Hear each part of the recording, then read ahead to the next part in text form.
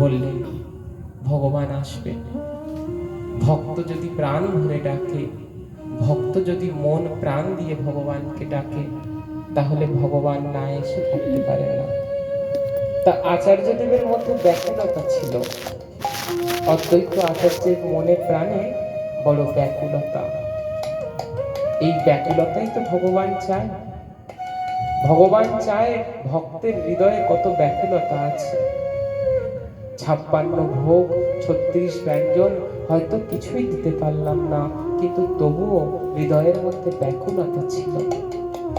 ভগবান কাঙালের ঠাকুর, ভগবান ব্যাকুলতার ঠাকুর। তাই আচার্যদেব ওই ব্যাকুলতা নিয়ে ডাকেন, প্রতিদিন ডাকেন, কিন্তু দিন অতিবাহিত হয়ে যায়, কোনো সংকেত পায় না। একদিন হঠাৎ করে আচার্যদেব যখন গঙ্গায় তুলসীপত্র দিচ্ছেন, তখন দেখছেন ওই গঙ্গার তুলসীপত্র গঙ্গার বিপরীতে প্রবাহিত হচ্ছে। স্বাভাবিকভাবে যখন তুলসীপত্র বা যা কিছু আমরা যদি গঙ্গায় অর্পণ করি, স্রোত যেদিকে থাকবে সেদিকেই তো যাবে।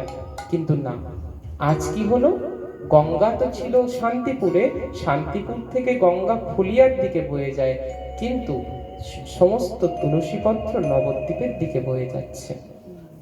তা অদ্বৈত আচার্য কি করলেন, ওই তুলসীপত্রকে দেখে দৌড়তে লাগলেন। নিজের যে কমণ্ডলু ছিল সেই কমণ্ডলুও ফেলে দিলেন। বললেন আমি পেয়েছি, আমি পেয়েছি, আমি পেয়েছি, আমার সেই ভগবানকে পেয়েছি। হরিদাস ঠাকুর বললেন আচার্যদেব, আপনি পাগল হয়েছেন? কাকে পেয়েছেন? বলছে দেখো দেখো, তুলসীপত্র সব গঙ্গার বিপরীতে প্রবাহিত হচ্ছে, স্রোতের বিপরীতে প্রবাহিত হচ্ছে। তা ছুটতে ছুটতে কোথায় গেলেন? একদম নবদ্বীপে গিয়ে উপস্থিত হলেন। দেখলেন নবদ্বীপে শচী মা সবেমাত্র স্নান করে উঠেছেন, আর শচী মায়ের যে গর্ভ, সেই গর্ভকে আকৃষ্ট করে সব তুলসীপত্র শচী মায়ের গর্ভে এসে ধরা দিচ্ছে। তা শচী মা কি করছেন দেখছেন, এই এত তুলসীপত্র, তো তাহলে তুলসীপত্র যদি চরণে লেগে যায় অপরাধ হবে। তাই তিনি যতবার সরিয়ে দিচ্ছেন, ততবার ওই তুলসীপত্র শচী মায়ের গর্ভকে আকৃষ্ট করছে, গর্ভের মধ্যে এসে বারবার যেন স্পর্শ করছে। তা শচী মা কি করলেন, তাড়াতাড়ি গঙ্গা থেকে উঠলেন, উঠে নিজের গৃহে মন্দিরের দিকে যেতে লাগলেন।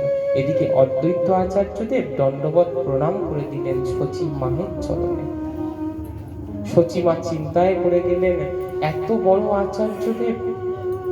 এর আগে বলে রাখা ভালো, শচী মায়ের গর্ভে আটটি কন্যা সন্তান হয়েছে, কিন্তু তারা কেউ জীবিত নেই, প্রত্যেকেই মৃত্যুকে বরণ করেছে।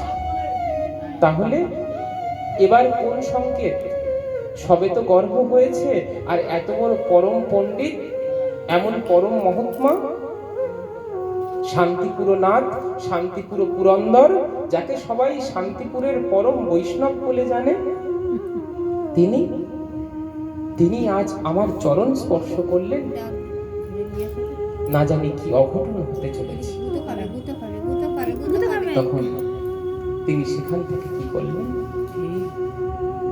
সোজা গিয়ে জগন্নাথ মিশ্রের মন্দিরে উপস্থিত হলেন। জগন্নাথ মিশ্রের কাছে গিয়ে বললেন, হে নাথ, যা আপনি জানেন কত বড় অঘটন হয়ে গিয়েছে আমার। বলছে কি হয়েছে?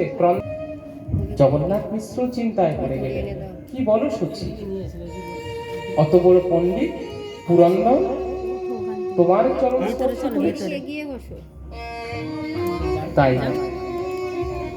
কি করলেন, জগন্নাথ মিশ্র শচী দেবীকে গৃহে বিশ্রাম করিলেন, গঙ্গার তীরে গেলেন।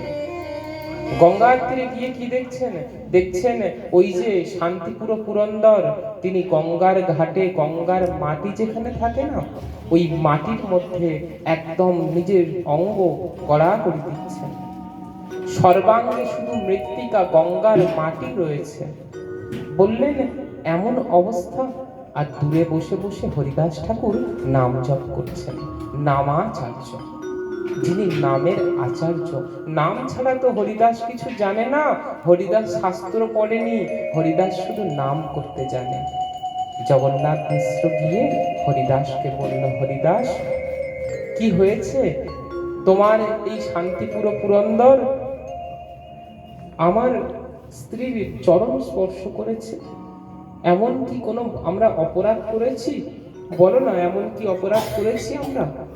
সঙ্গে সঙ্গে হরিদাস ঠাকুর বললেন, চলুন, আমিও তো বলতে পারবো না, আমরা গিয়ে আচার্যদেরকে জিজ্ঞাসা করি।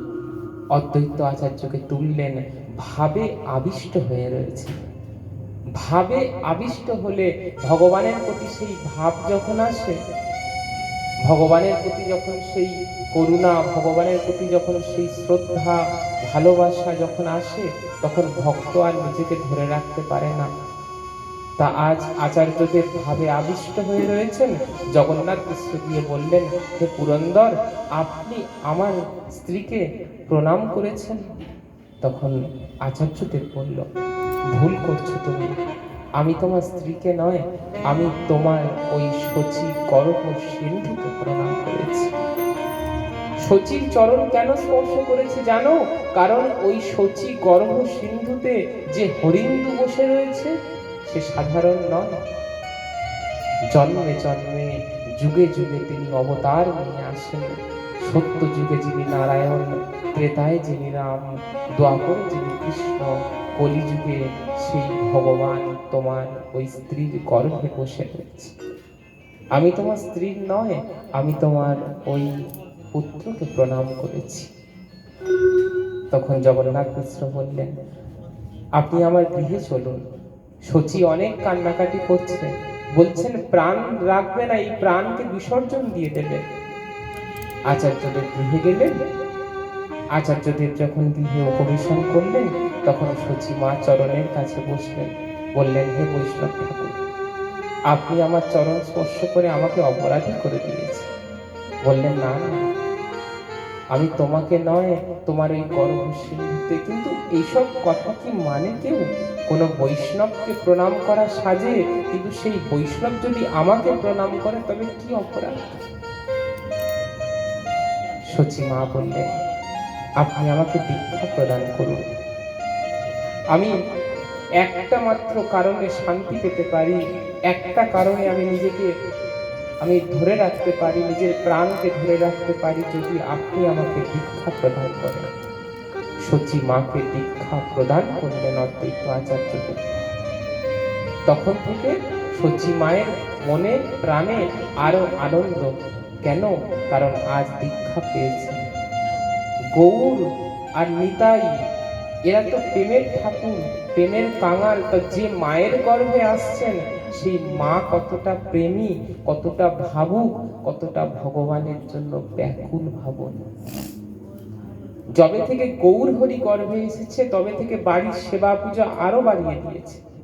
এমনি তো শচীমা সেবা করত, জগন্নাথ মিশ্রও সেবা করত, কিন্তু যবে থেকে গৌর হরি গর্ভে এসেছে, তবে থেকে সেবার পরিমাণ যেন আরো বেড়ে গিয়েছে। দিব্য ভগবত সেবা হয়, শুধু ভগবানের সেবা করেন, সেবা ছাড়া আর কিছুই বোঝেন না তিনি।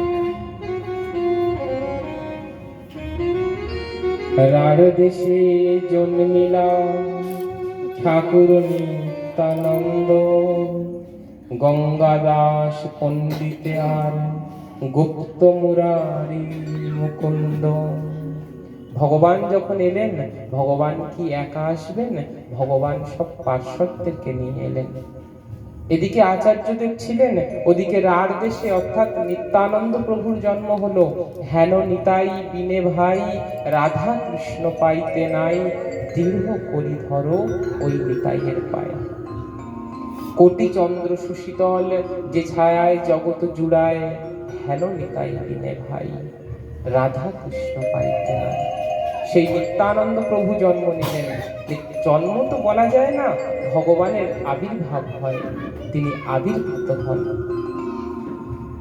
হারাই পণ্ডিতের গৃহে নিত্যানন্দ প্রভু আবির্ভূত হলেন, মা পদ্মাবতী দেবীকে আশ্রয় করে। এদিকে গঙ্গাদাস পণ্ডিতের জন্ম হলো। মুরারি গুপ্ত, মুকুন্দ আদি যত ভক্ত ছিল সবাই একে একে অবতার নিয়ে নিয়েছেন, কারণ এবার গৌরহরি অবতার নেওয়ার আগেই সমস্ত পরিকরগণ তারাও অবতার নিয়েছেন। অসংখ্য ভক্তের করাইলা